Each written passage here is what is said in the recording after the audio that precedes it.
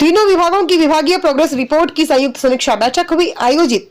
Doctor Sarvepalli Radhakrishnan Rajasthan Ayurveda विश्वविद्यालय जोधपुर के post graduate institute of Ayurveda के क्रिया शारीर विभाग, मौलिक सिद्धांत एवं बाल रोग विभाग की विभागीय समीक्षा बैठक माननीय कुलगुरु प्रोफेसर वैद्य गोविंद सहाय शुक्ल की अध्यक्षता में सफलतापूर्वक संपन्न हुई। बैठक में महाविद्यालय के उप प्राचार्य प्रोफेसर ए नीलिमा, तीनों विभागों के विभागाध्यक्ष, संकाय सदस्य एवं स्नातकोत्तर अध्येता उपस्थित रहे। बैठक के दौरान मौलिक सिद्धांत विभागाध्यक्ष प्रोफेसर देवेंद्र सिंह चाहर, क्रिया शारीर विभागाध्यक्ष प्रोफेसर दिनेश चंद्र शर्मा एवं बाल रोग विभागाध्यक्ष प्रोफेसर हरीश कुमार सिंघल द्वारा अपने अपने विभागों की शैक्षणिक, शोध एवं प्रशासनिक गतिविधियों की विस्तृत समीक्षा प्रस्तुत की गई और भविष्य की कार्य योजना से माननीय कुलगुरु महोदय को अवगत कराया गया। विभागीय समीक्षा के अवसर पर विभागाध्यक्षों द्वारा पीपीटी के माध्यम से प्रस्तुतिकरण किया गया, जिसे माननीय कुलगुरु महोदय ने गंभीरता पूर्वक अवलोकित किया। भविष्य की योजनाओं के अंतर्गत प्रयोगशाला स्थापना, विभागीय सुदृढ़ीकरण और सुव्यवस्थित दस्तावेजीकरण पर माननीय कुलगुरु महोदय द्वारा महत्वपूर्ण मार्गदर्शन एवं सुझाव प्रदान किए गए।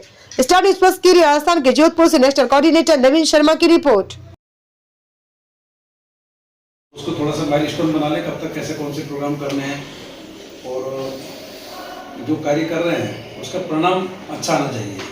कार्य उतना करें जिसका परिणाम अच्छा है।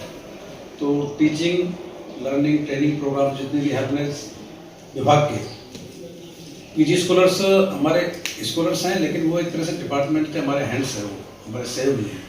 तो आप लोगों को ये पीजी स्कॉलर्स को इस तरह से अपने आप को मनस्थिति बना लेनी चाहिए कि मुझे 3 साल के अंदर एक क्रिया शारीर विभाग के अंदर एक अच्छी दक्षता हासिल है, मौलिकता के साथ में और कंटेम्प्रेरी साइंस को लेकर के।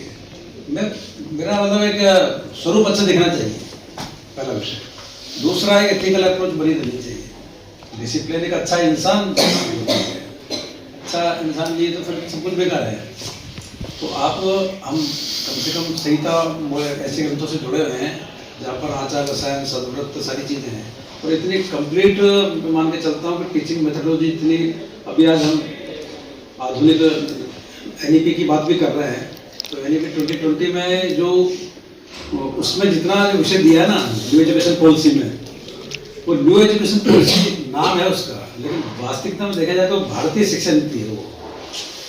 और भारतीय शिक्षा नीति का सारा विषय हमारे मौलिक ग्रंथों में मिलेगा। वो अगर पेडागोजी की बात करें तो तंत्रयुक्ति, ताच्छल्य, तंत्र दोष, तद्विध संभाषा, ज्ञानोपाय, ये का सारा विषय वही तरीके का है।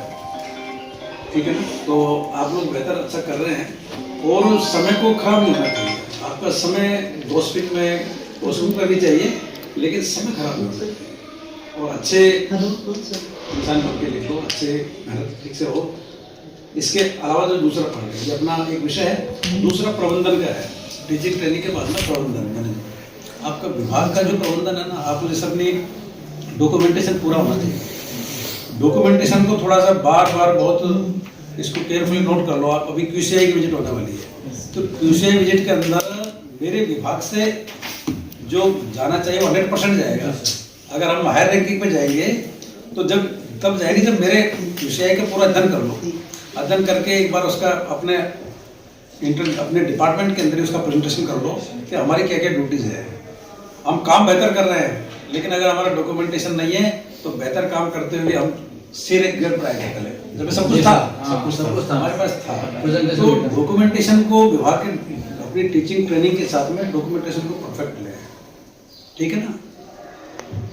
एक तो ये 2 बातें मुझे आपको कहनी है, तो इनको थोड़ा सा डॉक्यूमेंटेशन पर हम एक बार बात भी करेंगे दोबारा।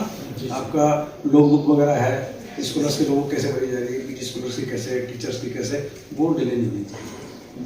आज का काम आज होना चाहिए, कल पर नहीं छोड़ा, ऐसा स्वभाव होना चाहिए। ठीक है ना?